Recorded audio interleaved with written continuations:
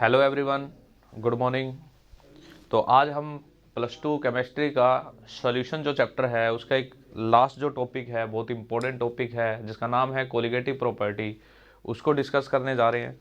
तो देख लेते हैं कोलिगेटिव प्रॉपर्टीज़ क्या होती है। कोलिगेटिव प्रॉपर्टीज़, तो कोलिगेटिव प्रॉपर्टीज़ क्या होती है। कोलिगेटिव प्रॉपर्टी मैं आपको बता दूं, कोलिगेटिव प्रॉपर्टी ऐसी प्रॉपर्टी होती है जब नंबर ऑफ सॉल्यूट पार्टिकल के ऊपर डिपेंड करती है, ना कि जो आपका सोल्यूशन है उस सोल्यूशन में जो सॉल्यूट के पार्टिकल है उनके बीच में फोर्स ऑफ अट्रैक्शन कैसा है। ठीक है, तो कोलिगेटिव प्रॉपर्टी जो है, अगर मैं डायरेक्ट इसको एक इक्वेशन की हेल्प से लिखूं तो मैं बोल सकता हूं कि colligative properties directly proportional to number of solute particle. अगर सोल्यूशन में सॉल्यूट के पार्टिकल बढ़ेंगे तो हम बोलेंगे कोलिगेटिव प्रॉपर्टी जो है वो बढ़ रही है। तो मतलब कोलिगेटिव प्रॉपर्टी का डायरेक्ट रिलेशन जो होता है वो किसके साथ होता है, सॉल्यूट पार्टिकल से होता है। तो अगर सॉल्यूशन में सॉल्यूट के पार्टिकल बढ़ेंगे तो कोलिगेटिव प्रॉपर्टी बढ़ेगी। हम इसको एक एग्जांपल फिर इसको डिस्कस करेंगे।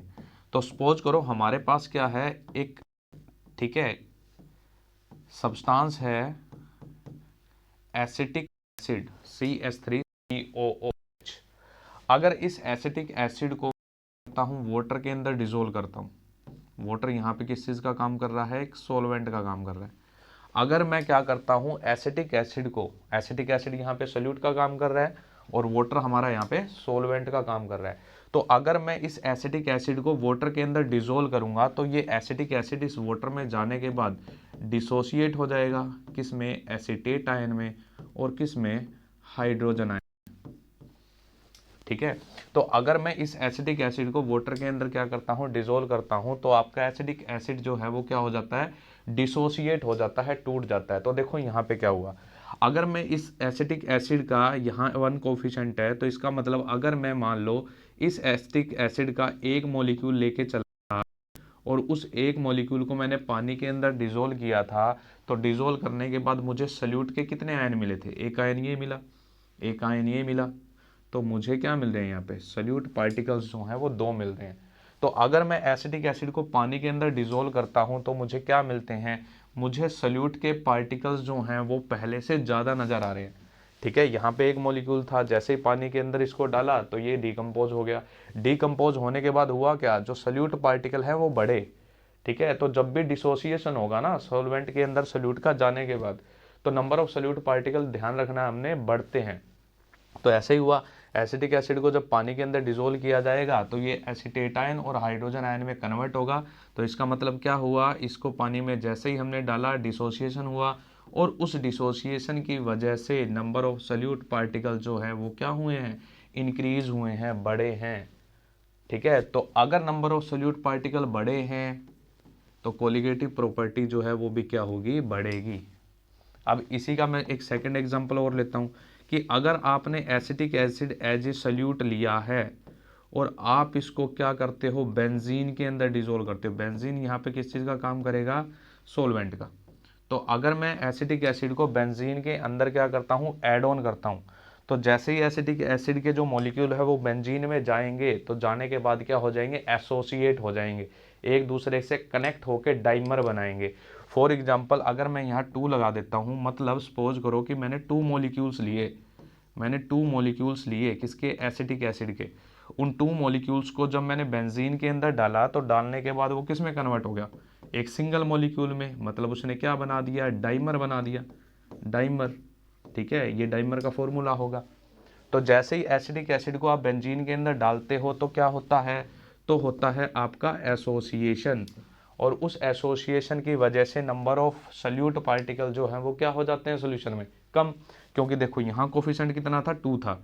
ठीक है, सपोज करो मैं इसके 2 मॉलिक्यूल्स लेके चला था, जैसे इन 2 मॉलिक्यूल्स को मैंने बेंजीन के अंदर डाला तो डालने के बाद इन दोनों मॉलिक्यूल्स ने आपस में एसोसिएट कर लिया।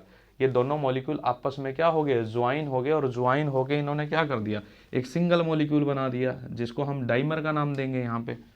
ठीक है, तो जैसे ही ये 2 मॉलिक्यूल बेंजीन के अंदर जा रहे हैं तो जाने के बाद एक सिंगल मॉलिक्यूल बना रहे हैं। तो यहाँ पहले थे 2, अब क्या बन गया 1, तो क्या हुआ नंबर ऑफ सॉल्यूट पार्टिकल, ठीक है, नंबर ऑफ सॉल्यूट पार्टिकल किस में, सॉल्वेंट में जाने के बाद क्या हो रहे हैं, एसोसिएट हो रहे हैं, जिस वजह से नंबर ऑफ सॉल्यूट पार्टिकल क्या हो रहे हैं, कम हो रहे हैं। इस केस में नंबर ऑफ सॉल्यूट पार्टिकल क्या हो रहे हैं, कम हो रहे हैं। अगर number of solute particle solution में कम हो रहे हैं तो इसका मतलब कोलिगेटिव प्रॉपर्टी जो है वो भी क्या होगी, कम होगी, वो भी क्या होगी, डिक्रीज होगी। तो सिर्फ और सिर्फ हमें ये ध्यान में रखना है कि कोलिगेटिव प्रॉपर्टी जो है उसका डायरेक्ट रिलेशन होता है सॉल्यूशन में नंबर ऑफ सॉल्यूट पार्टिकल पे। अगर नंबर ऑफ सॉल्यूट पार्टिकल बढ़े, कब बढ़ेंगे, जब सॉल्यूट सॉल्वेंट में जाने के बाद डिसोसिएट हो जाएगा। डिसोसिएट होने के बाद नंबर ऑफ सॉल्यूट पार्टिकल बढ़ते हैं, ठीक है, और अगर एसोसिएशन हो गया तो सॉल्यूट पार्टिकल क्या है, घटते हैं, ठीक है। तो डायरेक्ट रिलेशन होता है इनके साथ। तो अब डिस्कस करते हैं कोलिगेटिव प्रॉपर्टी। हमने देख लिया भाई वो प्रॉपर्टी होती है जो नंबर ऑफ सॉल्यूट पार्टिकल के ऊपर डिपेंड करती है। अगर बढ़ेंगे नंबर ऑफ सॉल्यूट पार्टिकल तो वो भी बढ़ेगी, अगर घटेंगे तो वो भी घटेगी। अब बात आती है कोलिगेटिव प्रॉपर्टी कितने टाइप की होती है।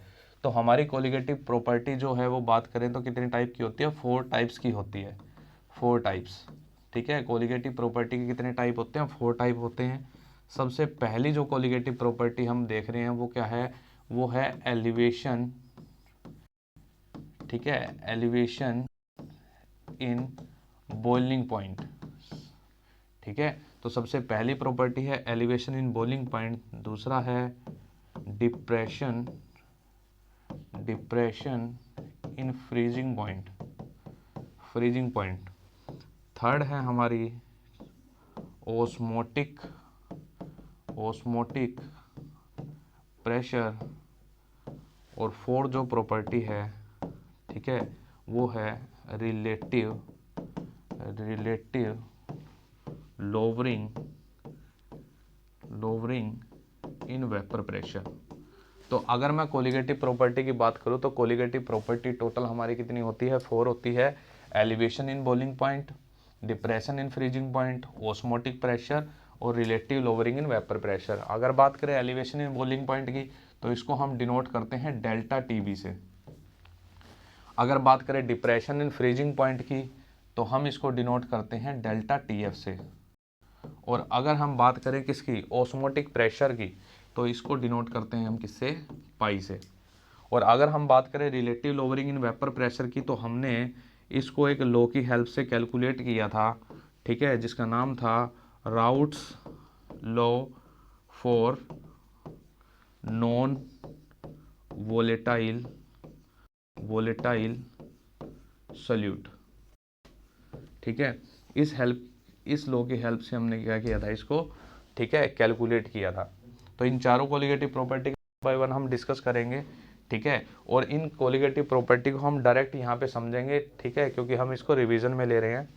तो यहाँ पे क्या है कि सबसे पहले बात करते हैं हम किसकी, ठीक है, एलिवेशन इन बॉइलिंग पॉइंट, मतलब डेल्टा टीबी की। तो एलिवेशन इन बॉइलिंग पॉइंट की अगर हम बात करें तो एक की हेल्प से देख लेते हैं कि डेल्टा टीबी जो होता है आपका वो किसके बराबर होता है, वो बराबर होता है आपका, ठीक है, TB minus T naught B, ठीक है। अगर मैं बात करूं ये delta TB T naught B ये है क्या, तो यहाँ पे हमने पढ़ा कि डेल्टा टीबी तो क्या है, that is elevation in boiling point, ये तो एलिवेशन इन बॉइलिंग पॉइंट है। टीबी क्या है, that is boiling point of solution, ठीक है। और टी नोट भी जो है वो क्या है, that is boiling point of solvent. तो अगर आप एलिवेशन इन बॉइलिंग पॉइंट को एक्सप्लेन करते हो तो क्या बोल सकते हो, देखो एलिवेशन इन बॉइलिंग पॉइंट जो है वो एक टाइप का डिफरेंस है, किसका, टेम्परेचर का। तो अगर आप सॉल्यूशन के टीबी क्या है, that is boiling point of solution, T note भी क्या है, that is boiling point of solvent. तो अगर आप सॉल्यूशन के बॉइलिंग पॉइंट में से सॉल्वेंट का बॉइलिंग पॉइंट क्या कर देते हो, सब्ट्रैक्ट कर देते हो, तो सब्ट्रैक्ट करने के बाद जो टेम्परेचर डिफरेंस हमारे पास निकल के आता है वही तो क्या कहलाता है आपका, डेल्टा टीबी कहलाता है। तो अगर आपके पास एक्सप्लेन करने के लिए आ जाए कि एलिवेशन इन बॉइलिंग पॉइंट क्या है, तो आप बोलोगे क्या, elevation in boiling point it is defined as, ठीक है, elevation in boiling point is defined as, ठीक है, द डिफरेंस बिटवीन द, ठीक है, boiling point of solution to the boiling point of solvent, ठीक है भाई। आपका डेल्टा टीबी जो है वो क्या है, एक टाइप का टेम्परेचर डिफरेंस है। आप क्या करो, सॉल्यूशन के बॉइलिंग पॉइंट में से सॉल्वेंट का बॉइलिंग पॉइंट घटा दो, तो घटाने के बाद जो टेम्परेचर डिफरेंस आएगा वही तो है हमारा डेल्टा टीबी। अब क्या होता है कि एक चीज आपको ध्यान में रखनी है कि डेल्टा टीबी जो होता है ना वो डायरेक्टली प्रोपोर्शनल होता है किसके, स्मॉल एम के, ठीक है। स्मॉल एम क्या है, that is molality. Small M की अगर मैं बात करूं तो स्मॉल एम क्या है, मोलैलिटी, ठीक है। तो डेल्टा टीबी जो है वो डायरेक्टली प्रोपोर्शनल होता है किसके, स्मॉल एम के, मतलब मोलैलिटी के। अब देखो ये जो एलिवेशन इन बॉइलिंग पॉइंट जो है ये हमारे, ठीक है, काम क्या आता है, तो देखो क्या होता है कि एलिवेशन इन बॉइलिंग पॉइंट की हेल्प से हम क्या करते हैं, जो सॉल्यूशन है ना उस सॉल्यूशन में जो आपका सॉल्यूट है उसका मोलर मास जो है वो कैलकुलेट करते हैं, और जो मोलर मास कैलकुलेट होके आता है, ठीक है, किसी भी कोलिगेटिव प्रॉपर्टी से, उस मोलिकुलर मास को हम क्या बोलते हैं, एबनॉर्मल मोलिकुलर मास बोलते हैं। क्या बोलते हैं, एबनॉर्मल मोलिकुलर मास। मतलब किसी भी सॉल्यूट का जो नॉर्मल मास होगा ना, ठीक है, उस मास से क्या मिलेगा, या हमें ज़्यादा मिलेगा या हमें वो कम मिलेगा, ठीक है, उसके एग्जैक्ट नहीं मिलने वाला, ठीक है, उसको हम आगे डिस्कस करेंगे। तो यहाँ पे क्या है कि एलिवेशन इन बॉइलिंग पॉइंट जो है, ठीक है, ध्यान में रखना है, डायरेक्टली प्रोपोर्शनल होता है किसके, मोलैलिटी के। अब इस एलिवेशन इन बॉइलिंग पॉइंट की जो प्रॉपर्टी है ये हमारी, इसका यूज़ क्या है, ठीक है, तो इसका यूज़ क्या है, it help to calculate the molar mass of solute in solution. भाई जो हमारे पास सॉल्यूशन है उस सॉल्यूशन में जो सॉल्यूट है उसका मोलर मास कैलकुलेट करने में हमारी हेल्प करती है कौन, ठीक है, ये कोलिगेटिव प्रॉपर्टीज। तो किसी भी कोलिगेटिव प्रॉपर्टी से आप सॉल्यूट का मोलर मास कैलकुलेट कर सकते हो, ठीक है। तो अगर जो किसी भी कोलिगेटिव प्रॉपर्टी से कैलकुलेट होके आएगा, ठीक है, मोलर मास किसका, सॉल्यूट का, ठीक है, उस मोलर मास को क्या बोला जाएगा, उस मोलर मास को बोला जाएगा एबनॉर्मल मोलिकुलर मास। तो किसी भी कोलिगेटिव प्रॉपर्टी से जो मोलिकुलर मास किसका, सॉल्यूट का, ठीक है, कैलकुलेट होके आता है हमारे पास, वो क्या होता है, एबनॉर्मल मोलिकुलर मास। तो हम इस कोलिगेटिव प्रॉपर्टी की हेल्प से भी क्या करने वाले हैं, जो आपका सॉल्यूट है ना उसका मोलर मास कैलकुलेट करने वाले हैं। तो सपोज करो हमने जो ये एलिवेशन इन बॉइलिंग पॉइंट है ना ये प्रॉपर्टी लगाई है, किसके ऊपर लगाई है, एक ए बी सोल्यूशन पर। ए बी सोल्यूशन, हमारे पास एक सोल्यूशन है जिसका नाम मैंने क्या लिखा है यहाँ पे, ए बी सोल्यूशन। तो मैंने ए बी सोल्यूशन के ऊपर क्या किया है, ये elevation in boiling point colligative property जो अप्लाई की है। यहाँ पे इस ए बी सोल्यूशन में जो आपका ए है वो आपका सोलवेंट का काम कर रहा है, और जो आपका बी है वो किस चीज़ का काम कर रहा है, सल्यूट का काम कर रहा है। ये चीज़ ध्यान में रखनी है। अगर मैं ए बी सोल्यूशन की बात करूं तो ये किस टाइप का सोल्यूशन है, दैट इज बाइनरी सोल्यूशन, ठीक है, इनको हमने बेसिक्स के अंदर पढ़ा था।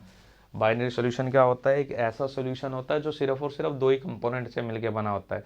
तो ए बी सोल्यूशन हमारा क्या है, बाइनरी सोल्यूशन है, क्योंकि ये दो ही तो कंपोनेंट से मिलकर बना है, ए और बी से। ए किस चीज़ का काम कर रहा है, सोलवेंट का, और बी काम कर रहा है सॉल्यूट का। तो मैं ये एलिवेशन इन बॉइलिंग पॉइंट जो मेरी कोलिगेटिव प्रॉपर्टी है मैं इसको अप्लाई कर रहा हूँ किसके ऊपर, ए बी सोल्यूशन पे, ठीक है। तो हम क्या करेंगे, जैसे ही इस एलिवेशन इन बॉइलिंग पॉइंट को क्या करूँगा, मैं ए बी सोल्यूशन पे अप्लाई करूँगा, तो इस ए बी सोल्यूशन में, ठीक है, जो सल्यूट होगा ना आपका बी, जो सल्यूट होगा ना आपका बी, उसका क्या कैलकुलेट करूँगा, मोलर मास कैलकुलेट करूँगा, ठीक है। तो क्या है, मोलर मास कैलकुलेट करने वाले हैं यहाँ पे, ठीक है, to calculate the molar mass of solute, ठीक है, with help of elevation in boiling point. इस कोलिगेटिव प्रॉपर्टी की हेल्प से हम क्या कर रहे हैं, मोलर मास निकालना है। तो हम लिखेंगे कि वी नो दैट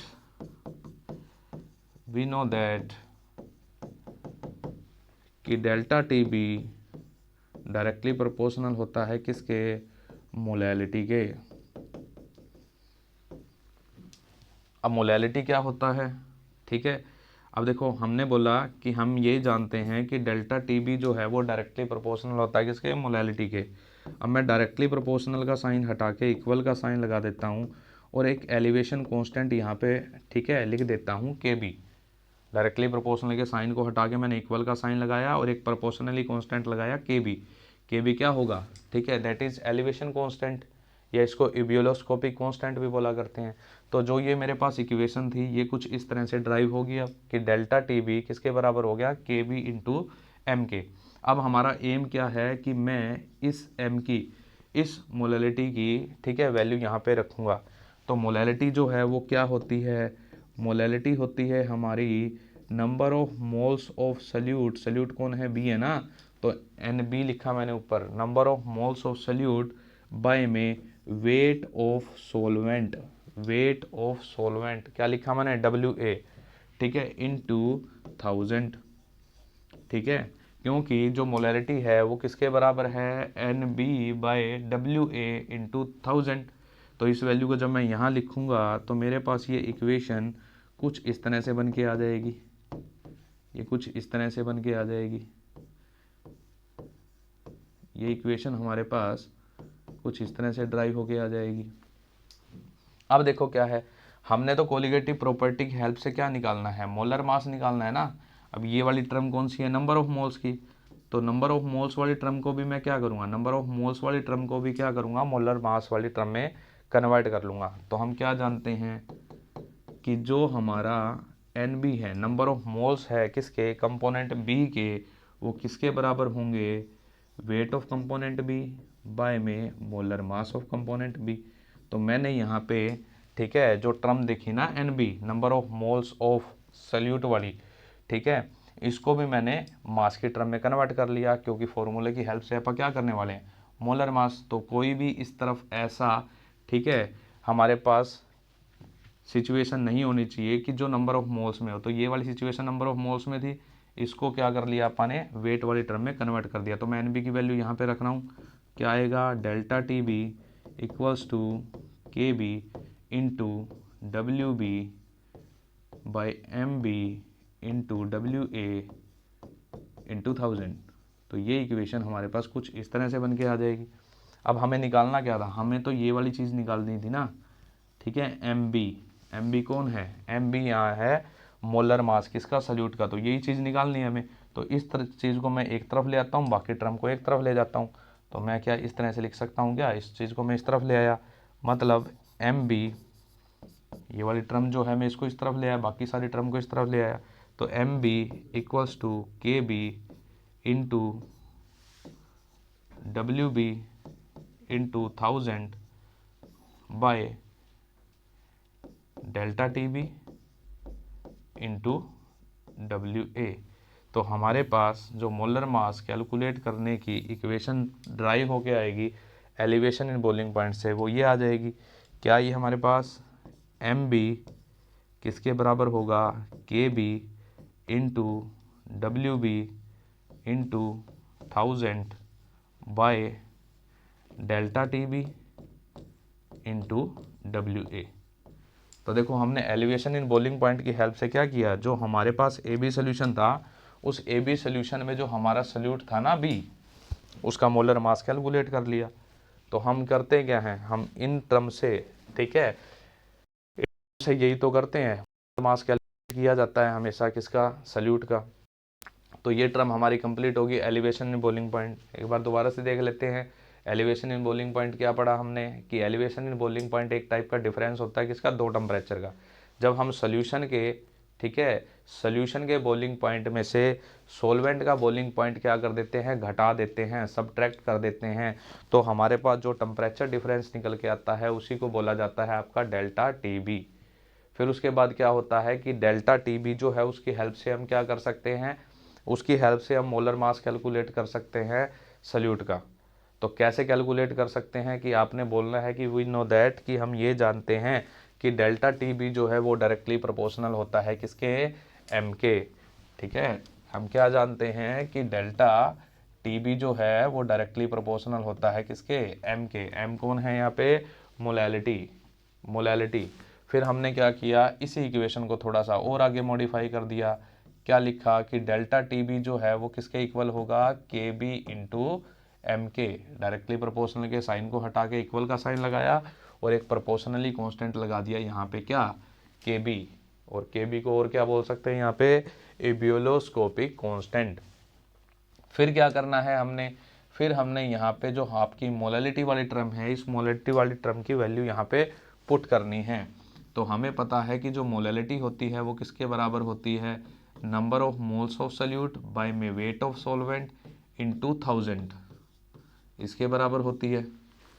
तो हमने यहाँ पे मोलैलिटी की जो वैल्यू थी उसको क्या कर दिया, ऐड ऑन कर दिया इस इक्वेशन में। तो ये इक्वेशन हमारे पास कुछ इस तरह से जनरेट होके आ गई थी, कुछ इस तरह से जनरेट होके आ गई थी। अब हमने क्या करना है, हमने इस टर्म की हेल्प से मोलर मास निकालना है सल्यूट का। तो मैं क्या करूँगा, इस तरफ ये नंबर ऑफ मोल्स वाली टर्म है, इसको भी मास वाली टर्म में कन्वर्ट कर दूंगा। तो क्या होगा, क्योंकि N B number of moles जो होंगे किसके, सल्यूट के, वो किसके बराबर होंगे, वेट ऑफ सल्यूट बाय में मोलर मास ऑफ सल्यूट। तो एन बी की जो वैल्यू है वो हम यहाँ पुट करने के बाद हमें क्या मिलेगा कि delta T B equals to K B into W B by M B into W A into 1000। तो मैंने यहाँ पे क्या किया, जो ये थी ना हमारा एन बी, इसकी वैल्यू यहाँ पे क्या कर दी, ऐड ऑन कर दी। और ऐड ऑन करने के बाद ये इक्वेशन हमारे पास कुछ इस तरह से बन के आ गई। अब हमने क्या करना है, इस इक्वेशन में टारगेट करना है किसको, मोलर मास ऑफ सल्यूट को। तो आपको ये जो एम बी वर्डिंग दिखाई दे रही है यही तो है क्या, that is molar mass of solute. तो यही चीज़ तो हमें कैलकुलेट करनी थी। तो इसको एक तरफ ले जाते हैं, ठीक है, हम इसको उठा के इस तरफ ले जाते हैं, बाकी टर्म को एक तरफ ले आते हैं। तो एम बी किसके बराबर हो जाएगा, K B into W B into 1000 by, ठीक है, delta T B into W A. तो मोलर मास जो है सल्यूट का वो इस फॉर्मूले की हेल्प से अपन क्या कर सकते हैं, elevation in boiling point colligative property apply करके कैलकुलेट कर सकते हैं। और इस फॉर्मूले की हेल्प से जो मोलर मास कैलकुलेट होके आएगा आपका सल्यूट का, वो मोलर मास आपका कौन सा मॉलिक्यूलर मास कहलाएगा, दैट इज़, ठीक है, एबनॉर्मल मोलर मास बोल सकते हैं उसको, या मॉलिक्यूलर मास बोल सकते हैं उसको, ठीक है। तो वो होगा एबनॉर्मल मॉलिक्यूलर मास। और क्या होता है कि एक रिलेशन और होता है हमारे पास एलिवेशन इन बॉइलिंग पॉइंट का, क्या, कि डेल्टा टी बी किसके बराबर होता है, आयोटा, ठीक है, इनटू मोलालिटी के। ये रिलेशन भी होता है। आयोटा यहाँ पे क्या है, आयोटा यहाँ पे वेंट हाफ फैक्टर है, ठीक है। इसकी वैल्यू डिपेंड कब करेगी, ये देखते हैं कि सल्यूट जो है सोलवेंट में जाने के बाद क्या करता है, एसोसिएशन करता है या डिसोसिएशन करता है, ठीक है। तो ये रिलेशन भी होता है कि इसको भी हमें क्या करना है, ध्यान रखना है, जो हमारे न्यूमेरिकल पोर्शन में काम आएगा। तो ये हमारी 4 कोलिगेटिव प्रॉपर्टी में एक कोलिगेटिव प्रॉपर्टी थी जिसका नाम है एलिवेशन इन बॉइलिंग पॉइंट, ठीक है। कल हम डिस्कस करेंगे डिप्रेशन एंड फ्रीजिंग पॉइंट को। आज के लिए इतना ही, ठीक है। Thanks, have a nice day.